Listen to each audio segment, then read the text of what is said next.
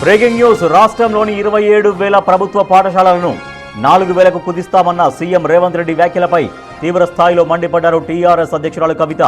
పేదలు ఆడపిల్లలకు చదువును దూరం చేయాలని చూస్తున్న రేవంత్ రెడ్డి హిట్లర్ కంటే ఘోరమని, ఆయన ఒక తాలిబన్ అంటూ ఘాటుగా విమర్శించారు. విద్యాశాఖను ప్రభుత్వం ఒక సర్కస్ లాగా మార్చేసిందని దుయ్యబట్టారు. ప్రైవేటు కాలేజీల దోపిడీకి కారణమవుతున్న జీవో నెంబర్ 7ను వెంటనే రద్దు చేసి ఫీజుల నియంత్రణ చట్టాన్ని తీసుకురావాలని డిమాండ్ చేశారు కవిత.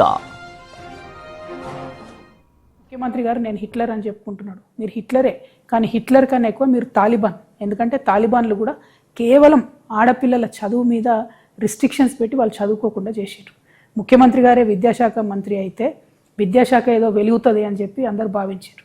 కానీ అడుగడుగున అబద్ధాలు. ఇప్పుడు మీరున్న 27,000 పాఠశాలల్ని 4,000 పాఠశాలలకు చేస్తే ఇప్పుడు ఉన్నటువంటి ఉపాధ్యాయులందరినీ ఏం చేస్తారు? మీరు ఈ 3 లక్షల పై చిలుకున్నటువంటి ఉపాధ్యాయులందరినీ కూడా తీసేస్తారా? 4,000 పాఠశాలలో అడ్జస్ట్ చేస్తారా? లేకపోతే వివిధ గవర్నమెంట్ డిపార్ట్మెంట్లకు పంపిస్తారా?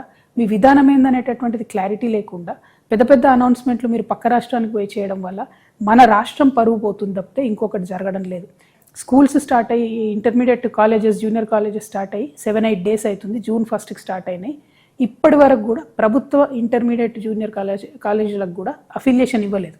అంటే అఫిలియేషన్ లేకుండా ఈ రాష్ట్రంలో ప్రైవేటు ప్రభుత్వ జూనియర్ కాలేజీలు ఫంక్షనింగ్ స్టార్ట్ చేసినాయి.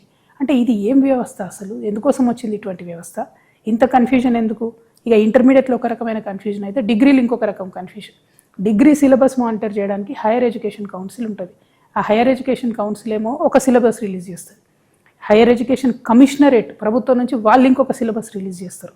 ఏ సిలబస్ ఏందో తెలియదు. ఇప్పటి వరకు ఏ యూనివర్సిటీలో కూడా, అది జేఎన్టీయూ కావచ్చు, ఉస్మానియా కావచ్చు, పాలమూరు కావచ్చు, ఏ యూనివర్సిటీ కూడా ఇంతవరకు పాలక మండలి మీటింగ్ పెట్టుకొని సిలబస్ ఫైనల్ చేయలేదు. ముఖ్యమంత్రి గారికి లేనటువంటి చిత్తశుద్ధితోని ఈ కన్ఫ్యూజన్ అంతా జరుగుతున్నది. ఇవన్నీ ఒక ఎత్తు అయితే ఫస్ట్ గురుకులాలను పట్టించుకోండి. 2 ప్రభుత్వ పాఠశాలలను మూసేసేటటువంటి ప్రయత్నాన్ని మానుకోండి. ఫీజు రియంబర్స్మెంట్ డబ్బుల్ని ఇమ్మీడియట్గా రిలీజ్ చేయండి. జూనియర్ కాలేజెస్ అఫిలియేషన్ చేయండి. డిగ్రీ కాలేజ్లో సిలబస్లో ఉన్నటువంటి కన్ఫ్యూజన్ని దూరం చేయండి. అన్నిటికన్నా మించి ఫీజు నియంత్రణ చట్టాన్ని తక్షణమే ఈ మాసంలో 15వ తారీఖు లోపల వచ్చే స్కూల్స్ రిలీజ్